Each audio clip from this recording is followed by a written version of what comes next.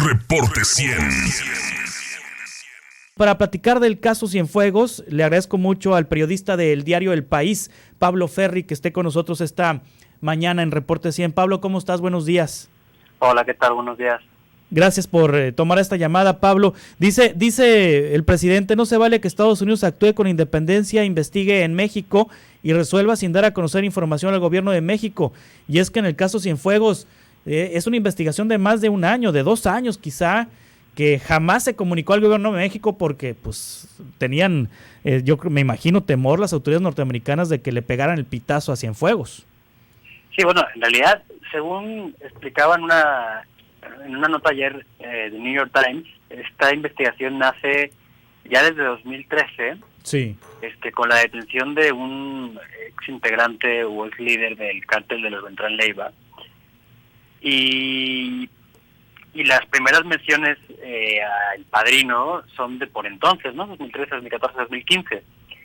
Claro que es verdad que la Fiscalía del Distrito Este de Nueva York tiene documentado la implicación de Cienfuegos en operaciones de envío de narcóticos a Estados Unidos desde finales de 2015 y hasta principios de 2017, que es cuando muere su presunto enlace en los Beltrán Leiva, que es Francisco Patrón, el H2, en este operativo de la Marina, ¿no? Del Ejército, ojo, en Nayarit, ¿no? Sí. Es muy curiosa esta nota del New York Times, recomiendo mucho que se lea, la firma Nolan Feuer y el que ha sido hasta ahora el corresponsal del New York Times aquí en México, Hassan Ahmed, porque cuentan que los investigadores de la DEA descubrieron que los integrantes del cártel del H2 se referían al padrino, o sea, hablaban de Cienfuegos cuando se referían al padrino, porque un día estaban platicando sobre el padrino, y uno de ellos, al que le tenían intervenido el teléfono, dice, no, ella ahorita está en televisión justo el padrino. Entonces no sé muy bien cómo hicieron, pero parece que cambiaron al canal que se referían a estas personas y apareció allí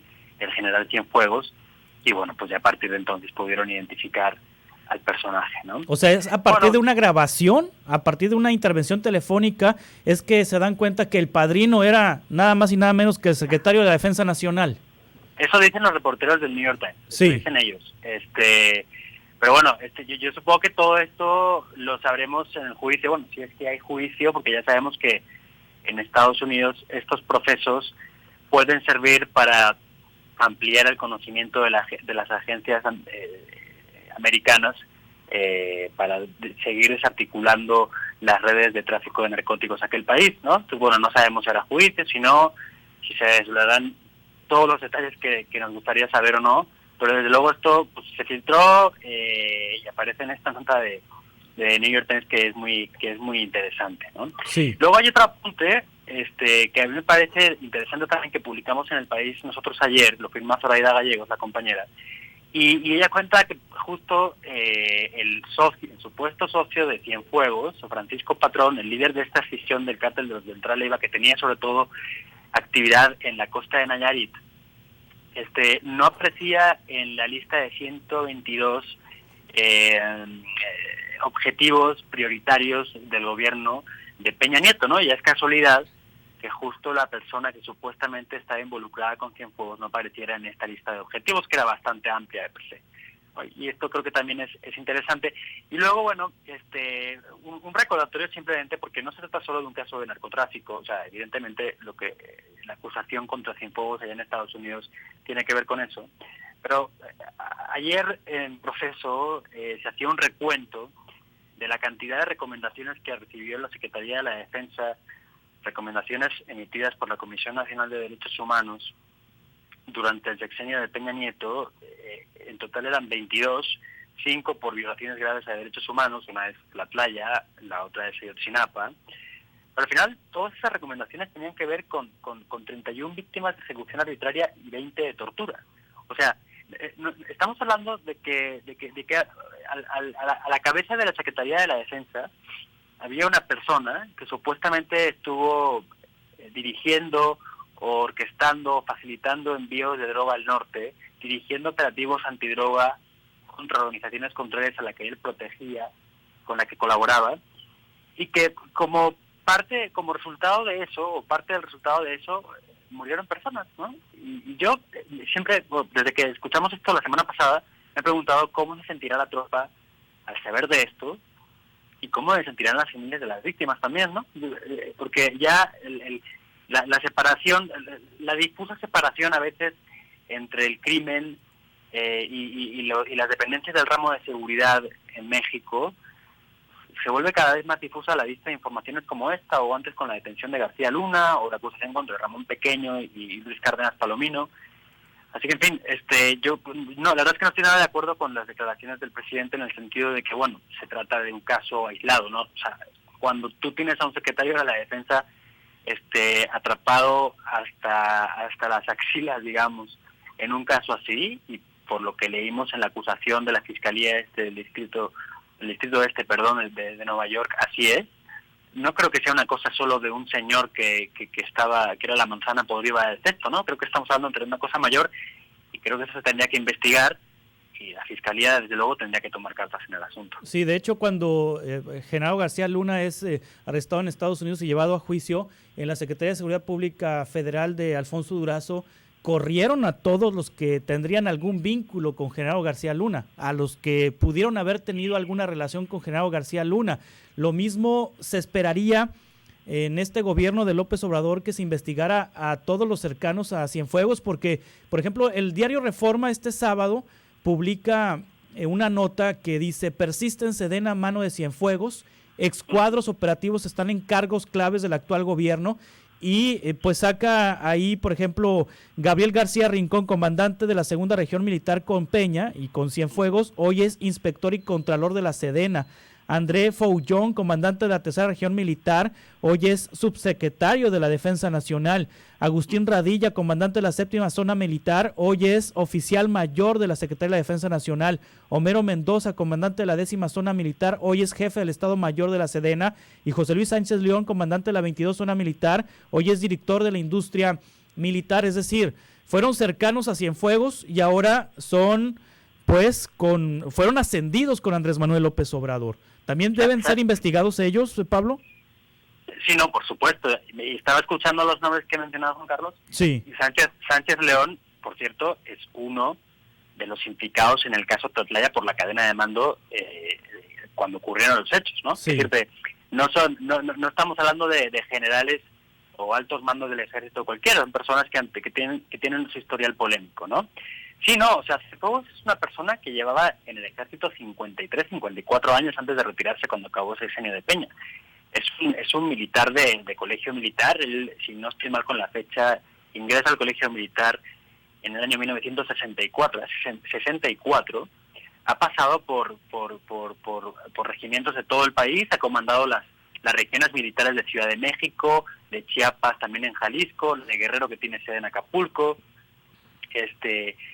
Y antes de ser secretario de la Defensa, quiero decir, claro, ahora mismo erradicar la sombra de Cienfuegos de la Secretaría de la Defensa no es como quitar a 3 o 4 coroneles, ¿no? Estamos hablando de muchas personas de muy alto rango, entonces eso no es fácil, y no creo que sea eso el motivo de que López Obrador trate de rebajar el asunto y plantear esta historia como caso de una manzana podrida. Pero el mero hecho de que no es así debería plantear al interior del gobierno federal la necesidad, uno, de cómo depurar a las Fuerzas Armadas, y dos, cómo evitar que esto se repita, ¿no? Sí, en el contexto donde las Fuerzas Armadas han tomado un papel trascendental en este gobierno, porque están metidos prácticamente en todas las áreas de la vida pública en el país, ya no únicamente en la seguridad pública, están metidos construyendo aeropuertos y construyendo bancos, y están metidos en una serie de situaciones, está en todo, pues, ¿no? En todo, tienes toda la razón. Y además te digo algo, bueno, no es nada nuevo lo que voy a decir, pero vale la pena recordar que los señalamientos contra Cienfuegos por corrupción no son los primeros, son los más graves, desde luego, porque se trata de Cienfuegos y porque se trata de cuestiones de narcotráfico, que se supone que es el principal objetivo desde hace 3 sexenios, o 2 y medio, de las Fuerzas Armadas, combatir el narcotráfico, ¿no? Pero ya en el país, la compañera Zoraida Gallegos ha sacado varios reportajes sobre el presunto desvío de recursos a empresas fantasma en contratos inflados o directamente falsos, ¿no? Entonces, bueno, esto en años de Cienfuegos, me refiero, claro. Sí. Entonces, bueno, el asunto no es nuevo, simplemente hay, bueno, una negación por parte de López Obrador y del gobierno federal de que la corrupción se ha extendido al interior de las Fuerzas Armadas, como que las Fuerzas Armadas dispusieran alrededor de ellas una especie de capa protectora que les impida infringir la ley, ¿no? Lo cual es absurdo, pero bueno, en fin, yo creo que a partir de mañana, cuando se celebra la audiencia en Los Ángeles, como tú decías, a ver si Cienfuegos sigue el proceso en libertad o en prisión. Va a ser evidentemente en prisión, salvo sorpresa mayúscula, y en las audiencias posteriores, que creo que van a generar la discusión para que por lo menos se plantee la posibilidad de que las Fuerzas Armadas pues no son lo que nos han dicho que eran, ¿no? Ya lo sabíamos desde hace tiempo, pero pues los nuevos intentos del presidente López Obrador ponían esta situación pues sí. en pausa. Ahora esto va a salpicar a Peña Nieto, Pablo Ferri, así como con Calderón, que pues se parece inverosímil que no supiera sobre las actividades de Genaro García Luna, pues como un presidente no pudo haber estado enterado de las actividades de su secretario de la Defensa. Sí, claro, es la gran pregunta. Pues no lo sé, yo no me atrevería a decir ahora si sí, si no. El caso de García Luna, pues bueno, siendo distinto, porque parte de situaciones, aunque parecidas, distintas, pues abre las mismas preguntas. No sé, ¿sabía Calderón? No sabía. En caso de que no supiera, era una cuestión de que no quería saber. ¿Hasta qué punto se le puede buscar la responsabilidad? Pues no lo sé, pero en fin, es cuestión de que sepamos hasta qué punto estaban vinculadas las fuerzas de seguridad, en el caso de García Luna, la Secretaría de Seguridad Pública, y anteriormente la AFI, porque él comandó la AFI durante 6 años de Fox, y en el caso de Cienfuegos, la Secretaría de la Defensa, en operaciones de colaboración con redes de traficantes internacionales de droga, ¿no? Al final, el caso de García Luna aún no ha llegado a juicio. El 7 de diciembre es la siguiente audiencia. En el caso de Cienfuegos, pues tardará seguramente unos meses también en que haya audiencias donde se develen más datos. Entonces, bueno, hay que esperar y desde luego lo que sí me parece necesario es que la Fiscalía General de la República se ponga a investigar también, junto con la Unidad de Inteligencia Financiera de la Secretaría de Hacienda y quien haga falta, porque lo que no tiene sentido es que Estados Unidos presente investigaciones tan exhaustivas contra personajes tan importantes en los regímenes anteriores y aquí no supiera nadie nada, ¿no?